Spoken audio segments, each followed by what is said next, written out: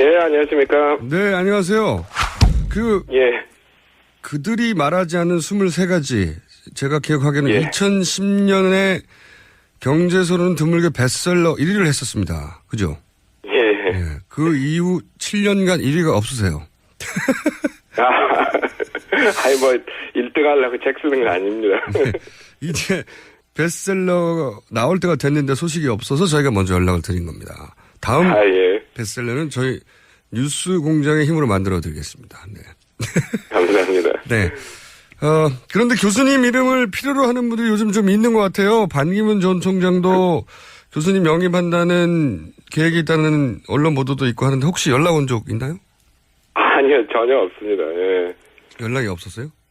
예, 아니, 그리고 저는 경제 정책에 대한 얘기는 많이 하지만 제가 현실 정치에 참여하겠다는 생각은 전혀 없기 때문에요. 네. 거절을 한 게 아니라 연락 주시더라도. 거절을 한 게 아니라 연락 자체가 없었다? 예. 예. 근데 선거 때만 되면 한 번씩. 연락 주시더라도 안 할 겁니다. 예. 아, 그래요? 예. 예. 누가 어떤 조건으로 연락을 하더라도 안 한다는 말씀이신 거죠? 예. 저는 공부하는 사람이지, 정치나 정책하는 사람이 아니기 때문에, 예. 예를 들어서 다음 책 베스트셀러 1호를 만들어주겠다, 이런 제안이 와도. 아니, 그래도 아니죠. 알겠습니다. 자, 사다리 걷어차기, 이게 큰 센세이션을 일으켰습니다. 이게 벌써 14년 전인데. 예, 제가 좀 무식하게 정리를 해보면, 당시 내용이 뭐냐면, 선진국들이 자기들끼리는 부자가 되려고 보호무역을 했는데, 후발주자들이 그러려고 하면, 계속 가난한 상태로 자기들 시장 역할이나 하면서 사다리를 걷어찬다. 이런 내용이지 않습니까? 그렇죠. 요약하면. 예. 근데 이제 미국의 트럼프가 등장하면서 다시 강력한 보호무역을 들고 나왔어요. 그래서 제가 여쭤보고 싶은 게, 이제 미국은 어떻게 되고, 그러면 세계 경제는 어떤 영향을 받냐. 이 얘기부터 좀 들어보고 싶습니다. 예. 그렇죠. 예. 근데 미국 이제 트럼프 대통령이 온갖 얘기를 다 하죠. 무슨 중국을 통화 조작국으로 규정해서 35% 관세를 매기겠다. 멕시코하고 국경에 담싸야 되니까 멕시코 제품에 20% 관세 매기겠다 하는데. 근데 그런 것들이 미국이 세계 무역기구 회원에다가 멕시코하고는 나프타 조약도 있고 해가지고 그렇게 쉽게 할 수는 없어요. 그리고 무엇보다도 중요한 게 지금 미국 경제 구조가 대부분의 자기들 소비 제품을 외국에서 만들어서 수입을 하잖아요. 그래서 아이폰이나 무슨 나이키 신발 이런 것들은 중국에서 만들어 오고 자동차 같은 거는 멕시코에서 많이 만들어 오는데 그거를 그런 식으로 관세를 매기겠다고 하면 미국 기업들부터 우선 손살에 칠 거고 미국 소비자들도 갑자기 아이폰 가격이 30% 뛴다 이러면 가만히 있겠습니까? 그래서 제가 보기에는 물론 보호무역주의적인 방향으로 가긴 가겠지만 그렇게 트럼프 대통령이 말하는 것처럼 손쉽게 할 수 있는 일들 아니에요. 이게 일종의 프로파간다지 실제 말하는 그만큼의 큰 변화는 없을 거다고 보시는 거군요. 예, 저는 그렇게 생각합니다. 그렇다 하더라도 우리나라에는 미국에 대한 의존도가 높으니까 영향이 있지는 않을까요? 그렇죠. 아무래도 있겠죠. 예, 우리나라는 미국뿐이 아니라 대외 의존도가 높기 때문에 지금 세계 경제가 한마디로 굉장히 불확실하잖아요. 미국 트럼프 대통령이 이제 그런 식으로 나오고 있고 또 유럽에서는 영국이 이제 브렉시트 협상 시작하면 또 그것 때문에 온갖 갈등과 혼란이 일어날 거고 또 중국하고 지금 또 사드 문제 때문에 중국이 우리한테 또 무역 제재하는 것도 있고 또 하다못해 미국 금리 인상이 어떻게 되냐에 따라 세계 금융 시장이 출렁거릴 수도 있고 하기 때문에 지금 굉장히 우리로서는 어려운 상황이죠. 그렇죠. 그런데 우리 경제가 그런 대응을 해나가야 하는데 이미 사실 상당히 허약하다 이런 분석이 많아요. 그래서 그렇죠. 얼마나 허약한지 이제 정부 발표하고 민간의 분석이 굉장히 차이가 나거든요. 근데 밖에서 보시기에 우리 경제가 지금 어떤 정도로 안 좋은 건지 제가 이제 경제 바보거든요. 좀 쉽게 이 정도로 안 좋다 좀 설명해 주십시오. 그러니까 이제 잘하고 못하고 이런 게 다 상대적인 얘기니까 예를 들어 못하는 나라하고만 비교하면 아직도 그래도 2, 3%라도 성장하니까 뭐 1%도 못한 나라들인데 거기보다 낫다 이렇게 얘기할 수 있지만 우리나라가 지금 뭐 이게 문제가 이게 저성장이 하루 이틀 된 얘기가 아니라 이미 저 1997년 외환위기 이후부터 특히 그 이명박 정부 이후부터 추구한 그 개방이라던가 자유화 정책들이 제 의견으로는 이게 잘못돼가지고 이미 경제가 저성장, 고불평등 이런 체제가 고착이 됐어요. 그래서 이게 지금 정부에서 뭐 돈 조금 풀고 규제 조금 완화한다 뭐 이런 거 가지고 지금 해결되지 않을 정도로 이제 그 체질 자체가 이제 약화가 된 겁니다. 체질 자체가. 그러니까 방금 IMF 이후 이제 계속 우리 경제가 약화되어 왔는데 특히 이명박 정부의 노선 자체가 문제라고 말씀하셨는데 이걸 좀 구체적으로 설명해 주시면 이명박 정부 이후에 어떤 그 노선에 문제가 있었고 그게 어떤 결과를 낳았는지. 그러니까 이제 그 전 정부부터 김대중 노무현 정부부터 이제 처음에는 이제 IMF의 강요도 있었고 이제 그런 그 두 정부 때부터도 이미 그런 기미가 보였지만 이제 특히 이명박 정부 들어오고 이러면서 금융시장 개방 그리고 국내 경제 규제 완화 이런 식으로 방향이 완전히 잡혔잖아요. 그래서 이제 금융시장이 개방되고 자유화되다 보니까 특히 이제 외국 금융자본을 포함한 이제 단기 부동주주의 힘이 세졌단 말이에요. 그래서 기업들한테 계속 이윤 많이 내고 배당 많이 하고 자사주 매입 많이 해가지고 주가 올려서 우리 돈 벌게 해달라 이런 압력을 계속 증가시키니까 기업들이 점점 이 장기적 투자를 못하고 또 이윤을 많이 내려다 보니까 이제 비정규직을 엄청 많이 쓰면서 그 노동자들 임금을 그런 식으로 깎은 거죠. 그리고 거기에다가 정부는 특히 이제 이명박 정부 때부터 노동시장 개혁이라는 미명하에 노동권을 계속 약화시키니까 비정규직 착취하기는 더 쉬워지고 그리고 또 시장 자유화한다 해가지고 유통업 같은 거 자유화하니까 그 중소 자영업자들이 생계가 또 어려워졌단 말이죠. 네네. 소위 골목 상권. 그렇죠. 노동자, 영세 자영업자들의 몫이 줄어들다 보니까 소득 분배가 굉장히 악화됐단 말이에요. 그리고 또 이런 상대적인 저소득층들이 소비 성향, 그러니까 자기 번 돈에서 어느 만큼 어떤 비율을 소비하느냐 이런 게 소득이 낮은 사람들이 상대적으로 높은데 이제 그런 사람들은 자꾸 돈이 없어지고 위에 절대액으로는 훨씬 많이 쓰지만 비율로 보면은 돈을 많이 안 쓰는 고소득층이 자꾸 돈을 많이 가져가니까 수요도 또 자꾸 줄어든단 말이에요. 그러니까 기업은 또 그렇게 되니까 자꾸 팔 때도 줄어들고 그래서 그렇지 않아도 이제 그 투자 둔화라든가 이런 걸로 악화돼가는 성장이 더 감속되는 이제 악순환이 시작되는 거죠. 아하.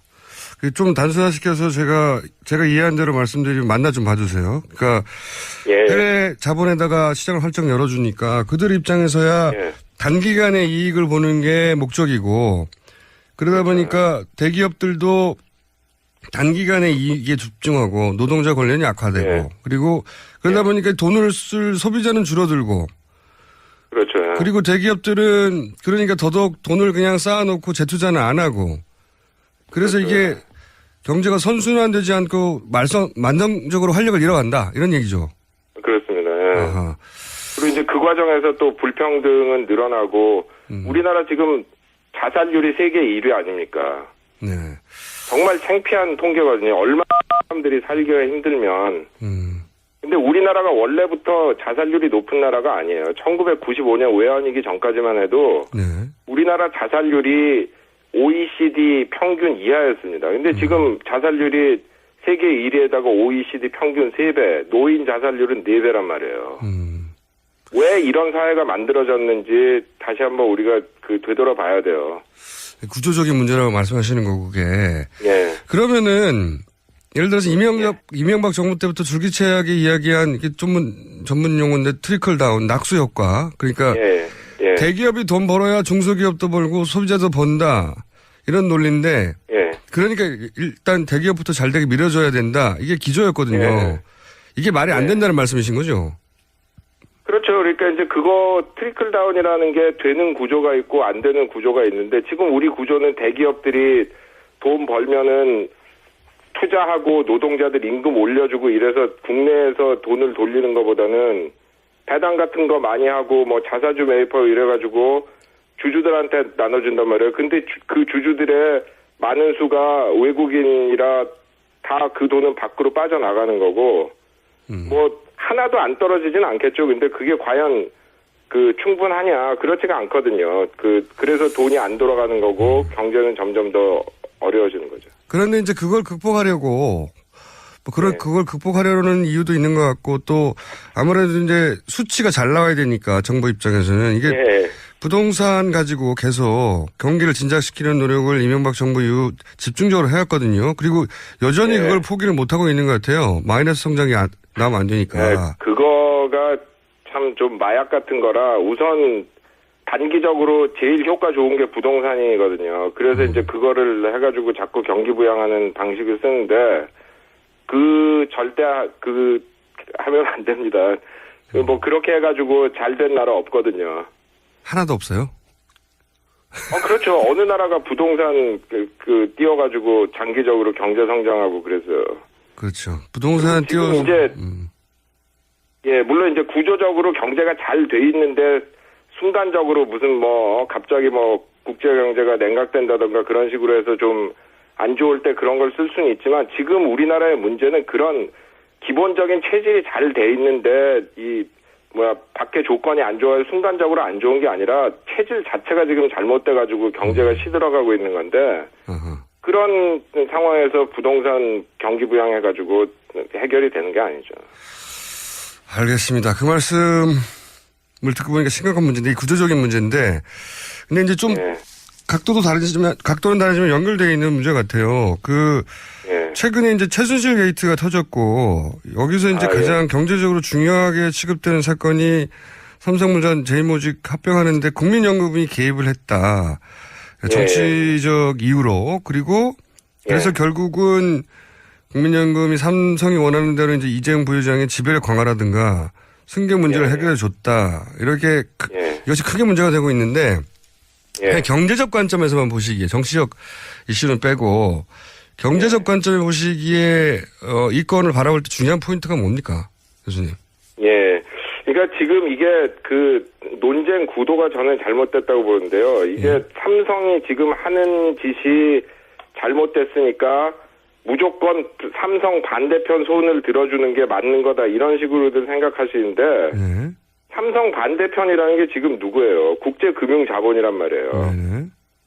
그래서 만약에 이 경우에 제일모직 삼성물산 합병이 좌절돼가지고 삼성에 대한 외국 금융자본의 영향이 더 세졌다면 저는 그건 우리 국민 경제를 위해서 좋지 않았을 거라고 봐요. 근데 문제가 뭐냐면 지금 이게 삼성을 비롯한 우리나라 재벌 기업들이 지금 싸우는 거는 이게 이씨 거냐 정씨 거냐 아니면은 주주 거냐 이건데 저는 그 기업들이 이씨 것도 아니고 정씨 것도 아니고 외국 주주 것들도 아니고 국민들 거라고 보거든요. 어떤 관점에서? 우리나라 국민들이 옛날에 세금 내가지고 기업 보조금 주고 또 수입 규제해가지고 나쁜 물건 사서 쓰고 또 노동자들 지금도 하지만 큰 희생해가지고 그렇게 해서 만든 이런 기업들인데 그거를 지금 이씨 거냐 주주 거냐 그게 아니거든요. 이게 국민 겁니다. 그래서 저는 국민연금이 이런 일에 개입을 하는 거는 맞다고 봐요. 근데 개입을 하려면 예를 들어 이번 사건 같으면 이씨의 편을 들어주는 대신에 삼성이 국민 경제에 더 많이 공헌할 수 있도록 조건을 걸었어야 합니다. 그래서 새 산업에 투자를 해가지고 새로운 성장 동력을 만들어내라. 삼성의 경우에는 노조 인정해라. 산재 노동자 보상해라. 이런 식으로 해가지고 삼성을 어떻게 국민 경제에 도움이 되게 할까 하는 거를 그런 방향으로 국민연금이 조건을 내걸 수가 있었단 말이에요. 국민연금이라는 게 뭐예요? 국민들이 나중에 은퇴하면 쓰려고 모아둔 돈이잖아요. 네네. 그걸 통해서 개입하기가 얼마나 좋습니까? 좋은 방향으로 삼성을 바꿔서 국민 경제를 바로 잡을 수 있는 절호의 기회였는데 이거를 그냥 최순실 씨 딸 말 사주고 이런 거 해주고 그냥 끝나버렸잖아요. 말 사주고. 아니 이건 정말로 네. 정말 절호의 기회를 놓친 겁니다. 그러니까 다른 거 다 떠나서 경제의 관점에서만 보기에도 너무 아까우신 거군요, 이게. 결국 말 사주고 그렇죠. 예. 예. 그 교수님 관점은 국민들이 국민연금을 통해 가지고 훨씬 더 많이 얻어낼 수 있었거든요. 우리가 이번에 너희 편 들어 줄 테니까 이런 거 해가지고 노동자 처우 개선하고 국민 경제에 더 공헌하고 기업 지배구조 투명성 더 높이고 뭐 이런 식으로 조건을 다 내걸 수가 있었는데 그냥 아무 조건 없이 그냥 그래 그때 해준다. 알고 보니까 그 조건이라는 게 최 여사 딸 말 사줘라 뭐 이런 거 아니에요. 그렇죠. 엄청나게 천박한 건데. 무너질 일이죠. 이 교수님 관점이 신선한 것이 이제 물론 동의하지 않는 분들도 있겠지만 이런 사안 많으시죠. 예. 네, 이 사안을 이제 진보 진영식으로는 아무래도 선악 기준으로 보게 되는데 그렇게 보지도 않으시고 예. 또 보수 진영에서는 오로지 이익의 관점에서만 보는데 그렇게 보지도 않으시고 그래서 이제 진보 보수 진영 양쪽에서 선거 때 되면 이제 우리 편인 줄 알고 자꾸 부르는 거죠, 교수님을. 그런데 그렇죠. 예. 그래서 많이들 오해를 합니다. 예. 네. 그래서 이제 재벌 해체 이런 구호에도 이제 바로 동의하지 않으시는 건데 근데 이런 문제는 여전히 있습니다. 뭐냐면 말씀하셨듯이 그런 재벌들이 커가는데 국민들의 희생이나 노력이 있는데 그걸 재벌들은 자기들 걸로 사유화해버렸잖아요, 완전히. 그렇죠. 예. 네, 국가적 혜택을 입었는데 그 혜택의 결과를 사유화해버렸단 말이죠. 이 정격 유착의 고리는 그러면 교수님 해법은 어떻게 해결해야 되는 겁니까, 이게? 예, 그러니까 이제 제가 보기에 우리가 발을 잘못 내디딘 게 재벌 개혁을 분명히 해야 됩니다. 근데 개혁이라는 게 국민과 노동자를 위한 개혁이 돼야지 주주를 위한 개혁이 되면 안 되거든요. 근데 현재 우리나라의 대부분의 분들이 생각하는 재벌 개혁이라는 거는 왜 이 시내 5%밖에 안 갖고 있는데 막 복잡한 소유구조 만들어가지고 마치 자기들이 50% 갖고 있는 것처럼 통제해 이거 못하게 해야 될 거 아니야. 네. 그러면 그렇게 해가지고 그거를 바꾸면은 결국 뭐예요?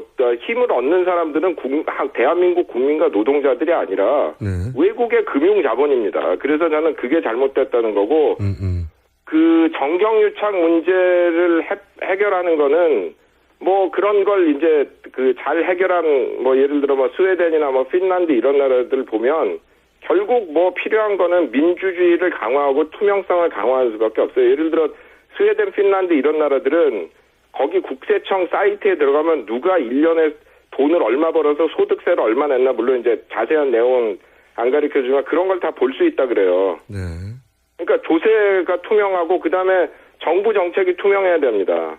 그러니까 산업 정책이 도리어 옛날처럼 이렇게 무슨 계획도 있고 아주 명확히 있고 이걸 또 국회나 국민들이 잘 감시할 수 있으면 사실 특혜를 준다는 게 힘들죠. 근데 그런 것도 없고 하니까 대통령이 재벌 총수 만난 다음에 면세점 한 2억에 더 열어주지 하면은 그게 확 바뀐단 말이에요. 네, 말도 사주고. 그러니까 정책이 투명해야 되고 그를 또 뒷받침하기 위해서는 대통령 권한이 약화돼야 되고 국회와 국민의 힘이 강화돼야 되죠.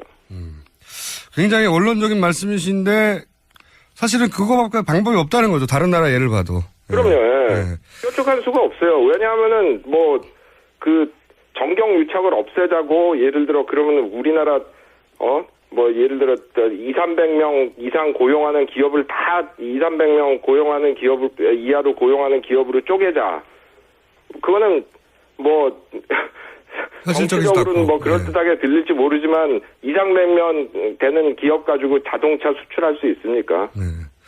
그런 대기업이 필요하단 말이에요. 그러니까 그거를 쓰되 그거를 통제할 수 있는 정부가 있어야 되고 그 정부가 정경유착이 안 되고 통제할 수 있도록 민주주의가 강화되고 국민들이 예를 들어 고위공직자 소환권을 갖는다던가 대통령 권한을 약화시키고 검찰에 대한 견제를 강화한다던가 이런 식으로 해가지고 힘의 균형을 바꾸면 그런 것들이 많이 해결이 되죠. 알겠습니다. 지금은 견제할 권력이 없으니까요, 실제로. 예. 그 힘을 오로지 아주 소수의 권력자가 가지고 있으니까 이제 거래를 하는 거죠, 지금은. 예. 그렇죠. 예. 그래서 저는 그 민주주의라는 게 중요하다고 생각해요. 결국은 거기서 그 힘이 나오는 거거든요. 물론 이제 민주주의라고 하는 게 그냥 단순히 뭐 4년에 한 번씩 국회의원 뽑고 그 사이에는 잊어먹자 이런 게 아니라 이번 우리나라 너무나 그 훌륭한 에너지를 보여줬잖아요. 국민들이 나가가지고 진짜 길에서 추운데 촛불 들고 해가지고 정치를 바꾸고 있단 말이에요. 그런 것이 말하자면 승화가 돼가지고 제도화가 돼야지 이렇게 한번 하고 뭐 그다음에 누구 대통령 하나 뽑으면 그 사람이 또 다시 이런 식으로 하고 그러면 안 되죠.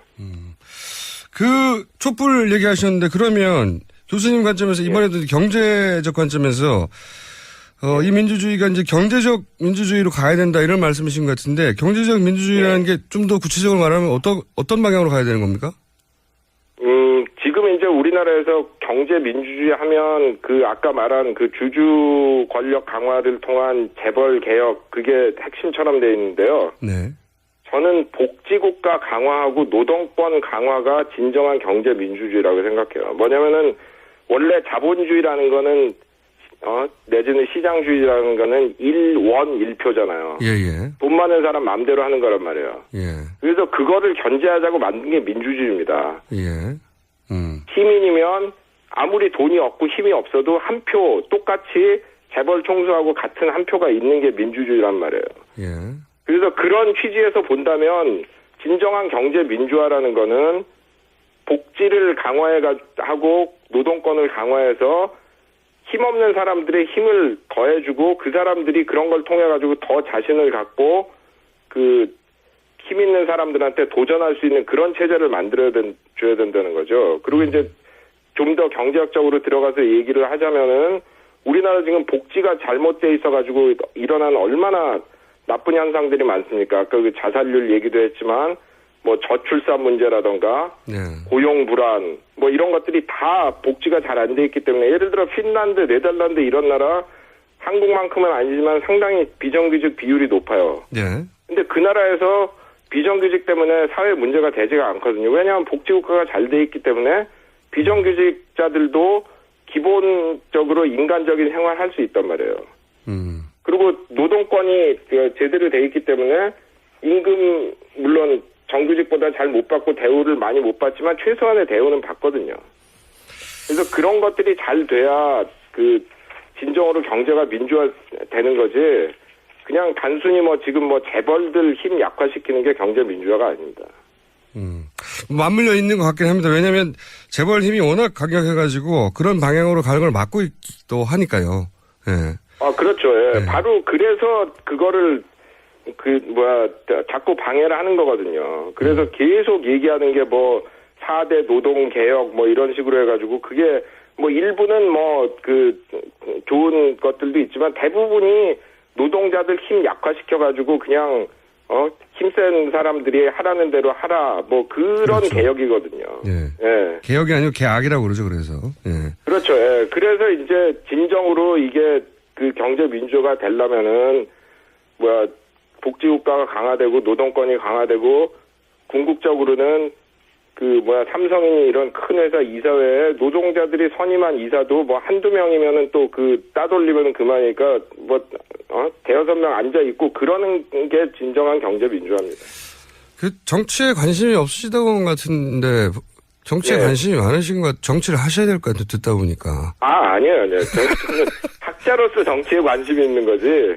제가 하는 그건 아닙니다. 예를 들어 저 영화 평론가가 감독된다고 영화 꼭 잘 만들겠어요? 그런 거 아니거든요. 그런 사람들도 있어요, 근데. 물론 있겠죠. 그러니까 저는 예를 들어 학자가 절대로 정치에 하면 안 된다 이런 건 아닌데 제 개인의 능력을 판단할 때 저는 안 하는 게 좋다고 생각합니다. 그래요? 그러면 직접은 안 하셔도 이렇게 옆에서 도와줄 만한 후보는 눈에 안 띕니까? 마지막 질문인데. 하도 선거 대선 시즌에 다가가서 제가 갑자기 네, 개인적으로 도와준다는 것보다도 제가 여기저기 글도 많이 쓰고 강연도 하고 방송 출연도 하면서 하고 싶은 얘기는 많이 했으니까요. 그거를 갖다가 쓰시는 거는 각 후보들의 뭐 맡겨야죠. 그러면 오늘은 여기까지 할 텐데 교수님. 예. 저희가 좀 자주 연락해야 될 것 같습니다. 아이고 예. 시간이 맞으면 해야죠. 예. 시간을 서로 맞추죠. 뭐. 오늘 여기까지 하겠습니다. 감사합니다. 예, 감사합니다. 네. 지금까지 캠브리지대 경제학과 장하준 교수였습니다. 네.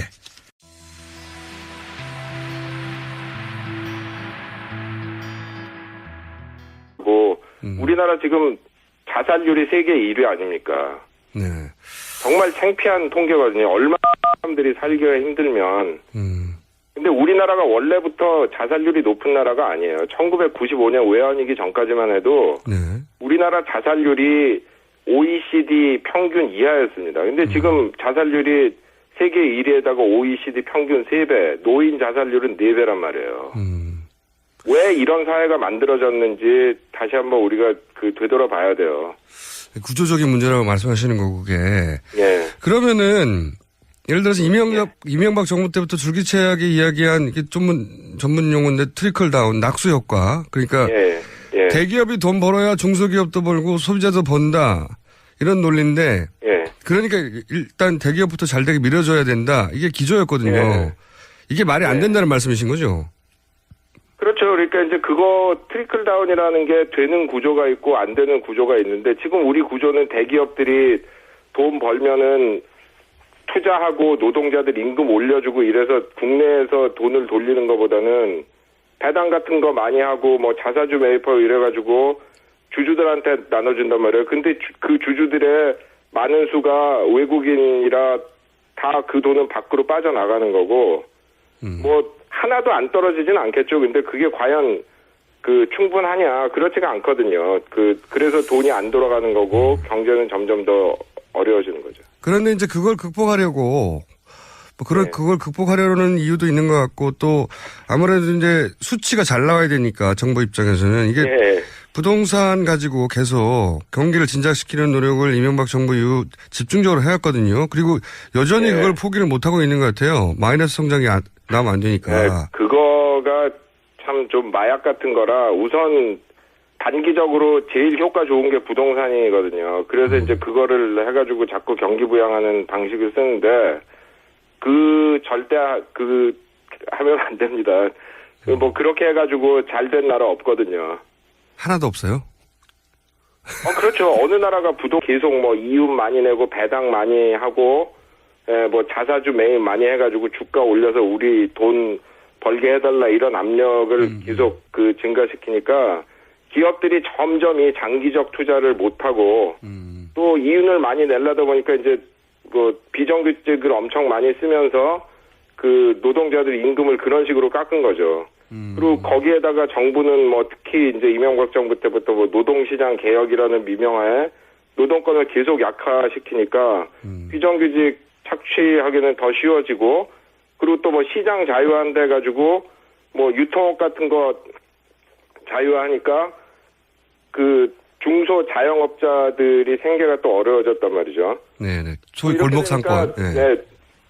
그렇죠. 예. 노동자, 영세 자영업자들의 몫이 줄어들다 보니까 소득 분배가 굉장히 악화됐단 말이에요. 그리고 또 이런 상대적인 저소득층들이 소비 성향, 그러니까 자기 번 돈에서 어느 만큼 어떤 비율을 소비하느냐 이런 게 소득이 낮은 사람들이 상대적으로 높은데 이제 그런 사람들은 자꾸 돈이 없어지고 위에 뭐 절대액으로는 훨씬 많이 쓰지만 비율로 보면은 돈을 많이 안 쓰는 고소득층이 자꾸 돈을 많이 가져가니까 수요도 또 자꾸 줄어든단 말이에요. 그러니까 기업은 또 그렇게 되니까 자꾸 팔 때도 줄어들고 그래서 뭐 그렇지 않아도 이제 투자 둔화라든가 이런 걸로 악화돼가는 성장이 더 감속되는 이제 악순환이 시작되는 거죠. 아하. 좀 단순화시켜서 제가 이해한 대로 말씀드리면 만나 좀 봐주세요. 그러니까 해외 자본에다가 시장을 활짝 열어주니까 그들 입장에서야 단기간의 이익을 보는 게 목적이고 그러다 보니까 대기업들도 단기간에 이익에 집중하고 노동자 권리는 약화되고 그리고 그러다 보니까 돈을 쓸 소비자는 줄어들고 그렇죠. 그리고 대기업들은 그러니까 더더욱 돈을 그냥 쌓아놓고 재투자는 안 하고 그래서 이게 경제가 선순환되지 않고 만성적으로 활력을 잃어간다. 이런 얘기죠. 그렇습니다. 예. 아하. 그리고 이제 그 과정에서 또 불평등은 늘어나고.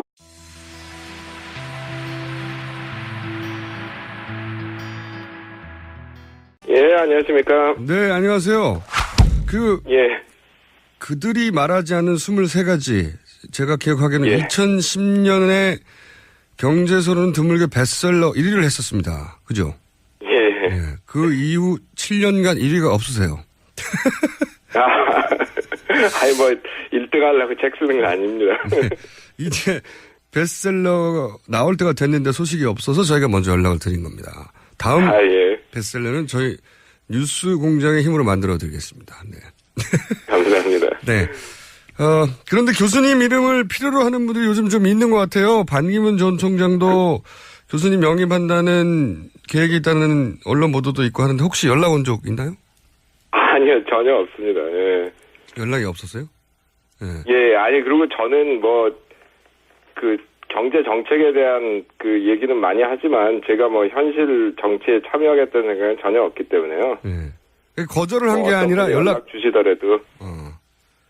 거절을 한 게 아니라 연락 자체가 없었다? 예. 예. 근데 선거 때만 되면 한 번씩. 연락 주시더라도 안 할 겁니다. 예. 아, 그래요? 예. 예. 누가 어떤 조건으로 연락을 하더라도 안 한다는 말씀이신 거죠? 예. 저는 공부하는 사람이지, 정치나 정책하는 사람이 아니기 때문에, 예. 예를 들어서 다음 책 베스트셀러 1호를 만들어주겠다, 이런 제안이 와도. 아니, 그래도 아니죠. 알겠습니다. 자, 사다리 걷어차기, 이게 큰 센세이션을 일으켰습니다. 이게 벌써 14년 전인데. 예, 제가 좀 무식하게 정리를 해보면, 당시 내용이 뭐냐면, 선진국들이 자기들끼리는 부자가 되려고 보호무역을 했는데, 후발주자들이 그러려고 하면, 계속 가난한 상태로 자기들 시장 역할이나 하면서 사다리를 걷어찬다. 이런 내용이지 않습니까? 그렇죠. 예. 요약하면. 예. 근데 이제 미국의 트럼프가 등장하면서 다시 강력한 보호무역을 들고 나왔어요. 그래서 제가 여쭤보고 싶은 게 이제 미국은 어떻게 되고 그러면 세계 경제는 어떤 영향을 받냐. 이 얘기부터 좀 들어보고 싶습니다. 예. 그렇죠. 예. 근데 미국 이제 트럼프 대통령이 온갖 얘기를 다 하죠. 무슨 중국을 통화 조작국으로 규정해서 35% 관세를 매기겠다. 멕시코하고 국경에 감싸야 되니까 멕시코 제품에 20% 관세 내리겠다 하는데 근데 그런 것들이 미국이 세계 무역기구 회원에다가 멕시코하고는 나프타 조약도 있고 해가지고 그렇게 쉽게 할 수는 없어요. 그리고 무엇보다도 중요한 게 지금 미국 경제 구조가 대부분의 자기들 소비 제품을 외국에서 만들어서 수입을 하잖아요. 네. 그래서 아이폰이나 무슨 나이키 신발 이런 것들은 중국에서 만들어 오고 자동차 같은 거는 멕시코에서 많이 만들어 오는데 그거를 그런 식으로 관세를 매기겠다고 하면 미국 기업들부터 우선 손살에 칠 거고 미국 소비자들도 갑자기 아이폰 가격이 30% 뛴다 이러면 가만히 있겠습니까? 그래서 제가 보기에는 물론 보호무역주의적인 방향으로 가긴 가겠지만 그렇게 트럼프 대통령이 말하는 것처럼 손쉽게 할 수 있는 일들 아니에요. 이게 일종의 프로파간다지 실제 말하는 그만큼의 큰 변화는 없을 거다고 보시는 거군요. 예, 저는 그렇게 생각합니다. 그렇다 하더라도 우리나라에는 미국에 대한 의존도가 높으니까 영향이 있지는 않을까요? 그렇죠. 아무래도 있겠죠. 예, 우리나라는 미국뿐이 아니라 대외 의존도가 높기 때문에 지금 세계 경제가 한마디로 굉장히 불확실하잖아요. 미국 트럼프 대통령이 이제 그런 식으로 나오고 있고 또 유럽에서는 영국이 이제 브렉시트 협상 시작하면 또 그것 때문에 온갖 갈등과 혼란이 일어날 거고 또 중국하고 지금 또 사드 문제 때문에 중국이 우리한테 또 무역 제재하는 것도 있고 또 하다못해 미국 금리 인상이 어떻게 되냐에 따라 세계 금융 시장이 출렁거릴 수도 있고 하기 때문에 지금 굉장히 우리로서는 어려운 상황이죠. 그렇죠. 그런데 우리 경제가 그런 대응을 해나가야 하는데 이미 사실 상당히 허약하다 이런 분석이 많아요. 그래서 그렇죠. 얼마나 허약한지 이제 정부 발표하고 민간의 분석이 굉장히 차이가 나거든요. 근데 밖에서 보시기에 우리 경제가 지금 어떤 정도로 안 좋은 건지 제가 이제 경제 바보거든요. 좀 쉽게 이 정도로 안 좋다 좀 설명해 주십시오. 예. 그러니까 이제 잘하고 못하고 이런 게 다 뭐 상대적인 얘기니까 예를 들어 뭐 못하는 나라하고만 비교하면 아직도 그래도 뭐 2, 3%라도 성장하니까 네. 뭐 1%도 못한 나라들인데 거기보다 낫다 이렇게 얘기할 수 있지만 우리나라가 지금 뭐 이게 문제가 이게 저성장이 하루 이틀 된 얘기가 아니라 이미 1997년 외환위기 이후부터 특히 그 이명박 정부 이후부터 추구한 그 개방이라던가 자유화 정책들이 제 의견으로는 이게 잘못돼가지고 이미 경제가 저성장, 고불평등 이런 체제가 고착이 됐어요. 예. 그래서 이게 지금 정부에서 뭐 돈 조금 풀고 규제 조금 완화한다 이런 거 가지고 지금 해결되지 않을 정도로 이제 그 체질 자체가 이제 약화가 된 겁니다. 체질 자체가. 그러니까 예. 방금 IMF 이후 이제 계속 우리 경제가 약화되어 왔는데 특히 이명박 정부의 노선 자체가 문제라고 말씀하셨는데 이걸 좀 구체적으로 설명해 주시면 이명박 정부 이후에 어떤 그 노선에 문제가 있었고 예. 그게 어떤 결과를 낳았는지. 그러니까 이제 그전 정부부터 김대중 노무현 정부부터 이제 처음에는 이제 IMF의 강요도 있었고 이제 그런 그 두 정부 때부터도 이미 그런 기미가 보였지만 이제 특히 이명박 정부 들어오고 이러면서 금융시장 개방 그리고 국내 경제 규제 완화 이런 식으로 방향이 완전히 잡혔잖아요. 네. 그래서 이제 금융시장이 개방되고 자유화되다 보니까 특히 이제 외국 금융자본을 포함한 이제 단기 부동주주의 힘이 세졌단 말이에요. 그래서 기업들한테